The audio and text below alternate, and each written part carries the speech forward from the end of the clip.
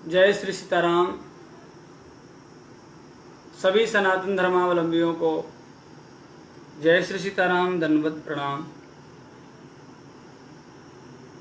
आज हम गोविंद शुक्ला जी की फेसबुक लाइव में के माध्यम से हम आप सभी के बीच में इसीलिए आए हैं क्योंकि आजकल एक विषय काफ़ी तेज़ी से चल रहा है कि मुरारी बापू जी ने, चिन्मयानंद बापू जी ने, चित्रलेखा ने, आदि आदि कई वक्ताओं ने व्यासपीठ में जो शब्दों का उच्चारण नहीं करना चाहिए वो शब्दों का उच्चारण किया। हम भी मानते हैं कि उन शब्दों का उच्चारण नहीं होना चाहिए, वो सर्वथा अनुचित थे, लेकिन उन शब्दों को माध्यम बना करके, उन शब्दों को एक बहाना लेकर के जिस प्रकार से कथावाचकों को सबको टारगेट किया जा रहा है और एक शब्द दिया गया है सत्संग जिहाद, निश्चित ही उन लोगों को शर्म आनी चाहिए जिन्होंने यह शब्द दिया है सत्संग जिहाद का। श्री मुरारी बापू जिनके विषय में यह शब्द कहा जा रहा है,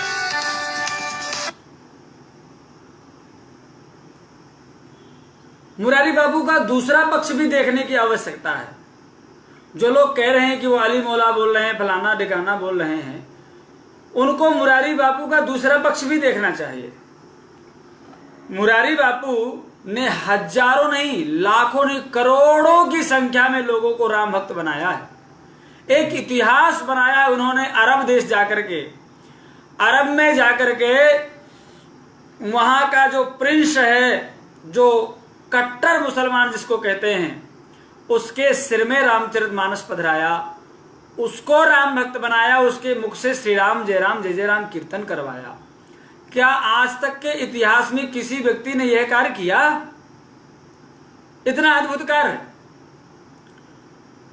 उन्होंने निश्चित ही जो कहा है वो अली मौला गाया है वो उचित नहीं है, उसको उचित नहीं कहा जा सकता है, वो अनुचित ही है, लेकिन उन्होंने वो अपनी मस्ती में गाया है, ना कि किसी जिहाद के चक्कर में गाया है।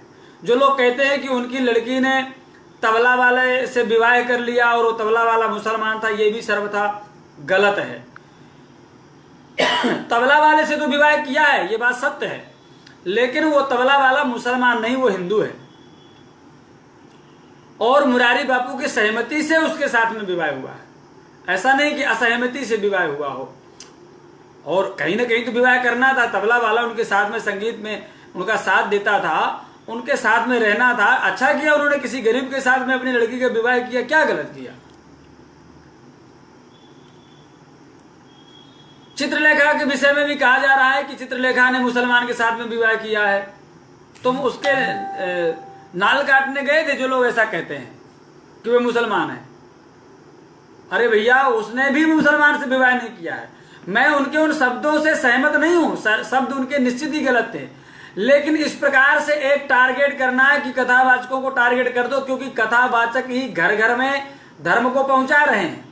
तो जब धर्म को नष्ट करने के लिए सबसे पहले दिन कथावाचकों को टारगेट कर दो, इनको जब खत्म कर देंगे, इनकी कथावाचकी बंद कर देंगे तो धर्म घर घर में नहीं जाएगा। ये षड्यंत्र आर्य समाजियों का है और आर्य समाजियों के साथ में अब इस्लामिक मिशनरियां और ईसाई मिशनरियां ये सब लग गई हैं, फंडिंग हो रही है बकायदे, और वो लोग इनको इतना बल दे रहे हैं, चाहे वो सुदर्शन चैनल हो, ये सब आर्य समाजी हैं। और आर्य समाज सनातन धर्म का एक भटका हुआ मार्ग है। जो सनातनी हिंदुत्व है उसको नष्ट करके आर्य समाजी हिंदुत्व को ये लोग यहाँ पर स्थापित करना चाहते हैं। जिस आर्य समाज में पुराणों की निंदा की जाती है, जिस आर्य समाज में स्मृतियों की निंदा की जाती है, जिस आर्य समाज में उपनिषदों की निंदा की जाती है, ऐसा आर्य समाज चाहता है कि ये लोग वेद की महिमा कहते हैं आर्य समाजी लोग। अच्छा, वेद के माध्यम से इसलिए धर्म स्थापित नहीं हो सकता है क्योंकि हर व्यक्ति वेद के मंत्रों को समझने में समर्थ नहीं है। पुराणों के श्लोक सरल करके श्री वेदव्यास जी महाराज ने इसलिए लिखा, उनको हर व्यक्ति थोड़ा सा भी व्याकरण पढ़ा हुआ, केवल लघु सिद्धांत कौमुदी भी यदि पढ़ा हुआ है, सामान्य हिंदी का व्याकरण भी पढ़ा हुआ है तो उन श्लोकों का अर्थ करके वह पढ़ सकता है, लेकिन वेद के मंत्रों का अर्थ करके वो नहीं पढ़ सकता है।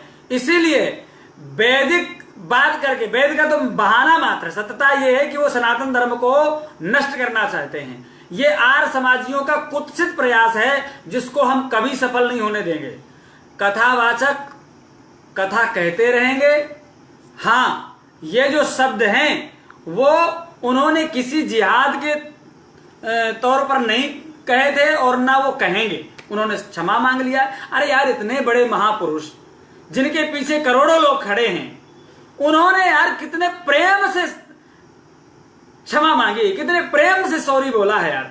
और चित्रलेखा हो चाहे चिन्मयानंद बापू हो, सब लोग, अब आप फिर भी लगे हो क्या कहते हैं। तो यदि आपका केवल व्यास गद्दी शोधन शुद्धिकरण का ही प्रयास होता तो उनके क्षमा मांगने के बाद में आप चुप हो जाते, लेकिन फिर भी आप यदि धनाधन लगे हुए हो तो इसका मतलब है कि आप किसी षड्यंत्र के तहत यह कार्य कर रहे हो।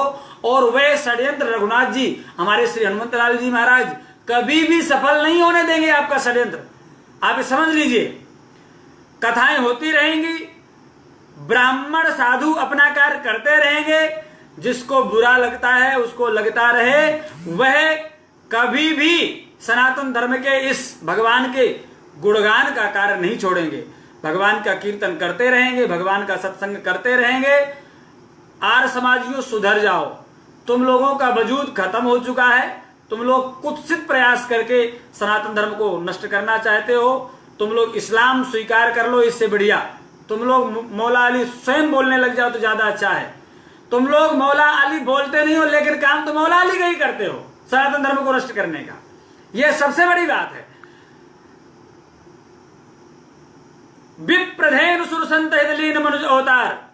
हाँ, सबसे पहले ब्राह्मण धर्म का सबसे मुख्य है, मूल है, और उन ब्राह्मणों को, संतों को ही नष्ट करने का प्रयास करोगे तो सनातन धर्म रह कहां जाएगा।